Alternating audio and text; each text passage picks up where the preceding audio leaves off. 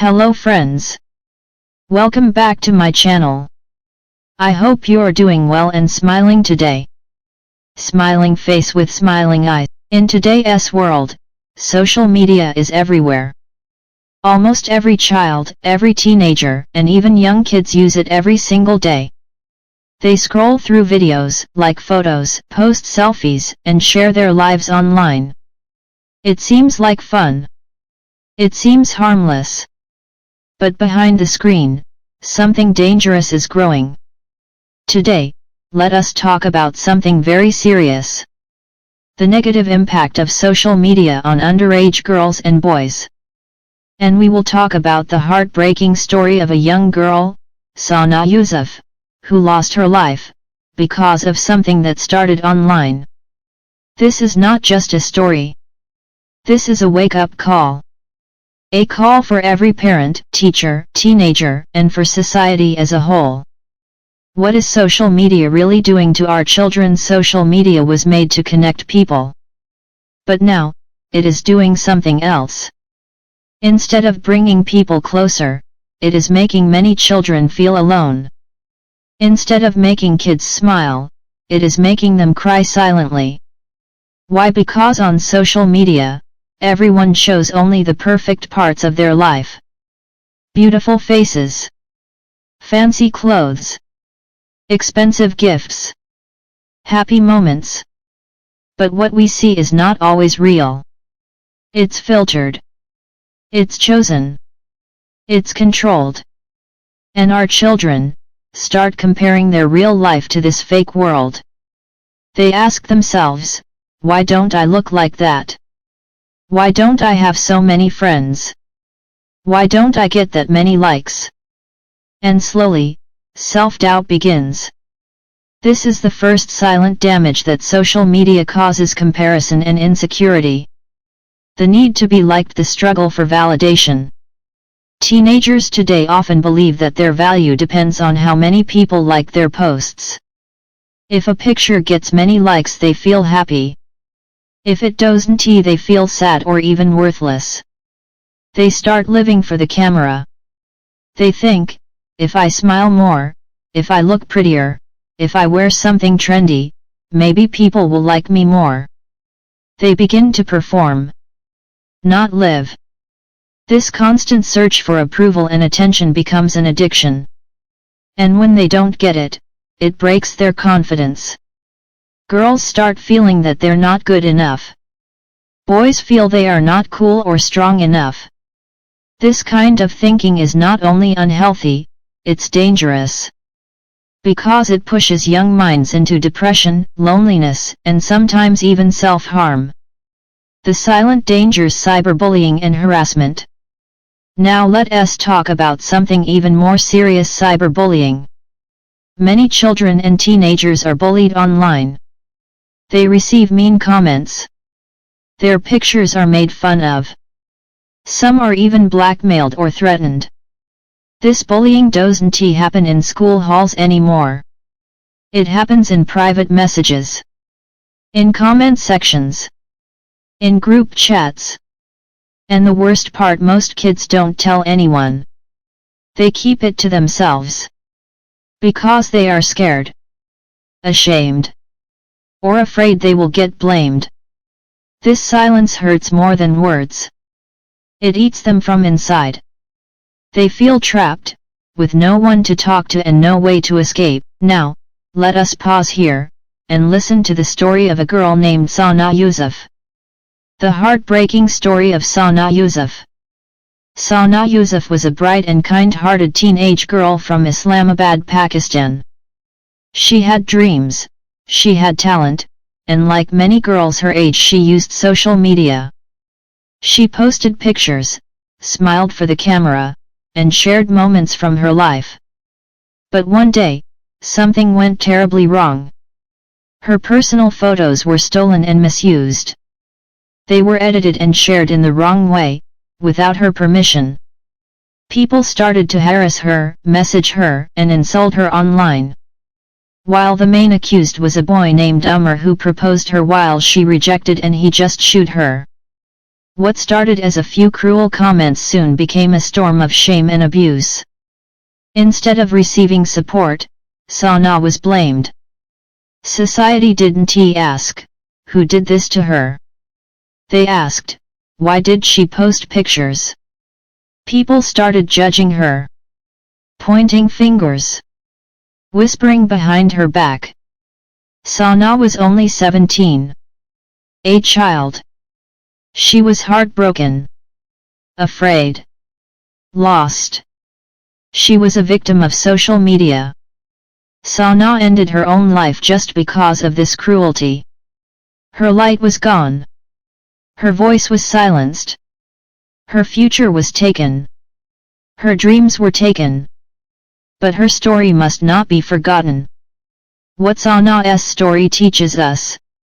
Sana's story is painful. But it teaches us many lessons. It shows us how dangerous social media can be when children are not protected. It shows us that victim blaming is real, and that it hurts deeply. And it shows us how badly our society needs to change its thinking. Why was Sana judged? Why didn't people support her? Why do we still ask girls to stay silent? This must stop. Every child deserves to feel safe online and offline. Let Sana's name remind us that behind every post is a real person, with real feelings. And sometimes, that person is crying for help. The pressure on boys, the silent suffering. Many people talk about girls on social media. But what about boys? Boys also face problems, but often in silence. Society teaches boys to be strong, don't cry, act tough. So even when they feel sad, anxious, or bullied, they don't speak up. On social media, boys feel pressure too. To show success, strength, confidence. But inside, many are struggling with loneliness, body image issues, fear of failure, low self-esteem. Just like girls, they also face cyberbullying and online shaming. But they are told to man up and deal with it. This mindset is dangerous. Because when emotions are bottled up, they can lead to mental health issues, anger, or even violence. Boys deserve love, understanding, and freedom to express too. Parents, the first line of defense. If you are a parent watching this, please understand, social media is not a toy. It's a powerful tool. And it can hurt your child, even if you don't see it. Be present in your child's life. Talk to them. Ask them how they feel. What they see online. What bothers them. Don't just check their grades. Check their emotions, their silence, their expressions. Give them your time, your trust, your support. Let them know they can come to you without fear, without shame. Because sometimes, all it takes to save a life is someone who listens. What can schools and teachers do? Schools play a big role too. Teachers must talk about cyberbullying, online safety, emotional health, respect and empathy. Make classrooms safe spaces. Teach students to be kind online, just like they are taught to be kind in person. Start programs where students can share their feelings, report abuse, and learn how to protect themselves. Let no child feel alone in school or online. Society, stop the blame, start the support. Our society must stop blaming the victim. When something wrong happens, don't say, why did she post that?